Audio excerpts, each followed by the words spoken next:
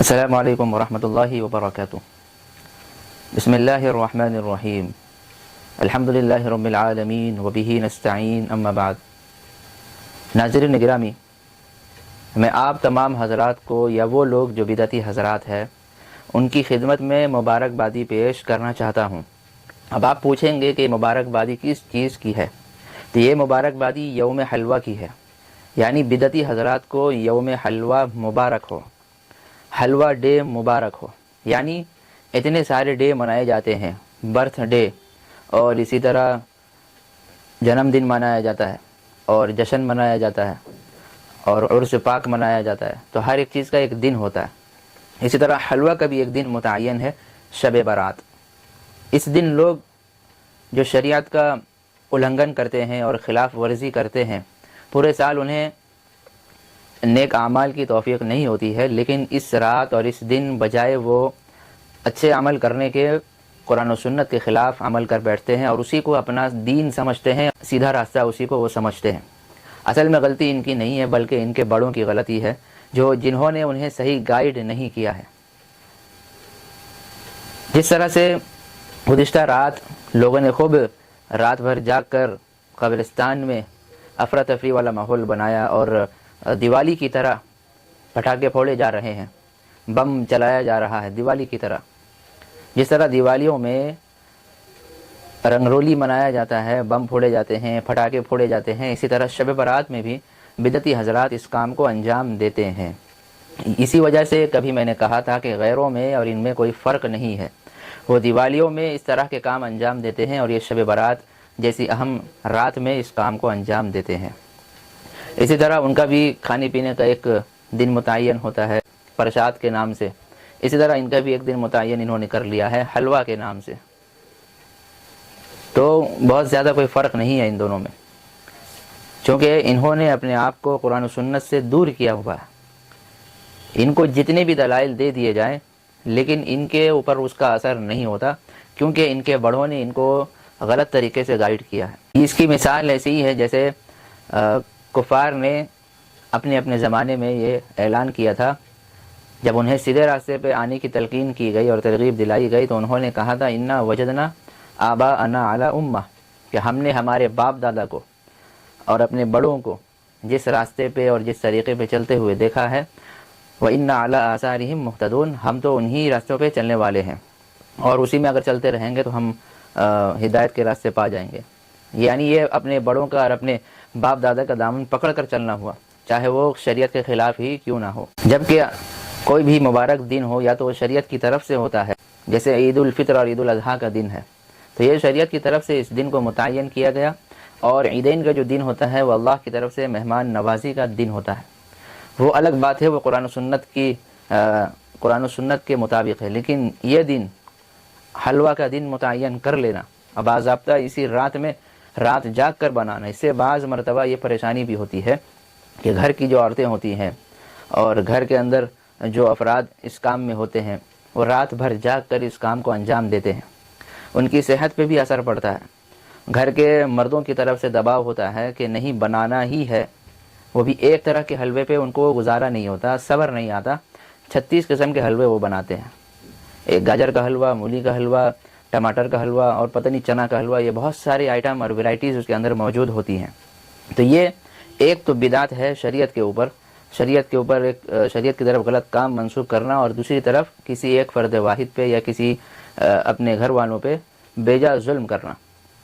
کیا ان کی طبیعت خراب ہے، نہیں ہے، ان کا خیال رکھا جائے، یا کبھی کبھار ترک کر دینا چاہیے، اکثر ترک کر دینا چاہیے کہ بھائی یہ چیز ہمارے یہاں نہیں ہے، ہم کسی اور دن بنا لیں گے۔ لیکن بعض لوگوں نے اپنا ذہن بنا لیا ہے کہ کسی بھی حال میں اسے بنانا ہے اور اسی تاریخ کو اسی رات میں کھانا ہے۔ جس طرح بقرعید کے موقع پہ لوگ قربانیاں کرتے ہیں اور گوشت تقسیم کرتے ہیں، کھاتے ہیں اور اسے اسٹور بھی کرتے ہیں، رکھتے ہیں اور کئی مہینوں تک اس کا مزہ لیتے ہیں گوشت کا۔ اسی طرح حلوہ کے اوپر بھی ان لوگوں نے رسم و رواج ادا کرنا شروع کر دیا ہے۔ اسی تاریخ میں باقاعدہ حلوے کا انتظام کیا جاتا ہے اور تقسیم بھی کیا جاتا ہے، خود بھی کھاتے ہیں اور اسٹور بھی کرتے ہیں، اور کئی مہینوں تک اس کے اوپر کھانا پینا چلتا رہتا ہے، اور اسے عبادت سمجھ کر کیا جاتا ہے۔ اس وجہ سے جو ہے علماء حق اس کے اوپر روک تھام کرتے ہیں، ورنہ آپ دنیاوی جتنے کام ہیں اس کے اوپر کوئی ممانعت نہیں ہے، ویسے وہ فضول کام کی کیٹیگری میں جاتا ہے، اسے ہم بدعت نہیں کہتے۔ جس طرح برتھ ڈے منانا بدعت نہیں ہے، انسان اپنا خود کا جنم دن مناتا ہے یا سالگرہ، زوجین اگر سالگرہ مناتے ہیں تو یہ بدعت نہیں ہے، کیونکہ اسے نیکی سمجھ کر اور بدعت کے اور اسلام کا حصہ سمجھ کر نہیں منایا جاتا، اس لیے ہم لوگ اس چیز کو بدعت نہیں کہتے ہیں۔ ویسے ہی روک تھام کرنا الگ چیز ہے کہ فضول خرچی نہ ہو، لیکن جس کو اسلام سے آپ نے منسلک کر دیا، جوڑ دیا، اللہ اور اس کے رسول کے دین کی طرف منسوخ کر دیا کہ دین کا حصہ ہے، یہ ظلم بالائے ظلم ہے، گمراہی بالائے گمراہی ہے۔ ایک تو فضول خرچی کا گناہ، اوپر سے دین میں ایک نئے کام کا ایجاد کرنا، اس کا گناہ، تو ڈبل گناہ اس وقت ہوا کرتا ہے۔ آپ ویسے ہی حلوہ کسی بھی دن بنا کر کھائیں، صرف شب برات نہیں، رمضان میں بنائے، شوال میں بنائے، محرم میں بنائے، کوئی منع نہیں ہے کھانے پینے پہ، حلال چیز تو کھائی جاتی ہے۔ اب بدعتی حضرات کی طرف سے دلائل کیا دیے جاتے ہیں؟ دلائل یہ دیے جاتے ہیں، وہ حلت اور حرمت پہ بات کرتے ہیں کہ بھائی دیوبندی حضرات، وہابی حضرات، علماء حق اس چیز سے منع کیوں کرتے ہیں؟ ہم تو حلال چیز کھا رہے ہیں، ہم جس چیز کو بنا رہے ہیں وہ حلال ہے، اس میں جو چیزیں گر رہی ہیں وہ بھی حلال ہے۔ حلوہ کے اندر کاجو، کشمش اور بادام، اسی طرح تیل استعمال کیا جاتا ہے، یہ ساری چیزیں حلال ہے اور عمدہ ہے۔ یہ دلائل وہ دیتے ہیں، ہم تو حلال چیز کھا رہے ہیں اور اللہ نے حلال چیزوں کو کھانے کا حکم دیا ہے کہ حلال چیزیں کھاؤ، یا ایھا الذین آمنوا لا تحرموا طیبات ما احل اللہ لکم۔ اسی طرح آگے وہ بھی کہتے ہیں ولا تأکلوا مما لم یذکر اسم اللہ علیہ۔ یہ دو آیتیں پیش کرتے ہیں، کلوا من طیبات ما رزقناکم، اس طرح یہ آیت بھی پیش کرتے ہیں کہ اللہ فرماتا ہے کہ تم حلال چیز کھاؤ۔ تو حلال چیز کھانا کب منع ہے؟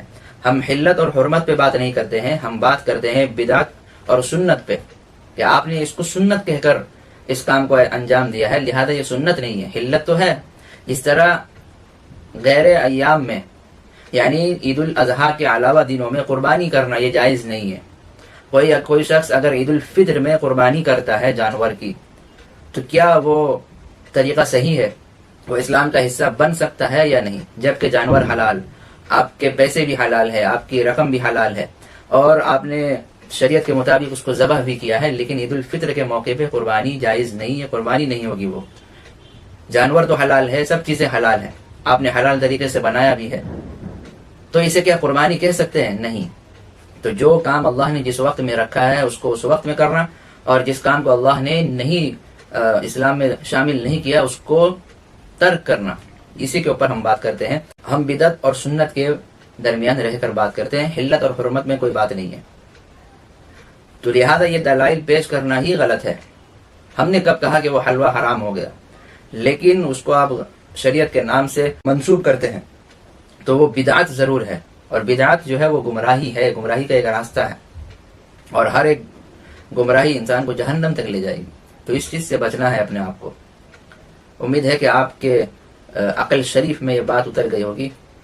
اللہ تبارک و تعالی عمل کرنے کی توفیق عطا فرمائے۔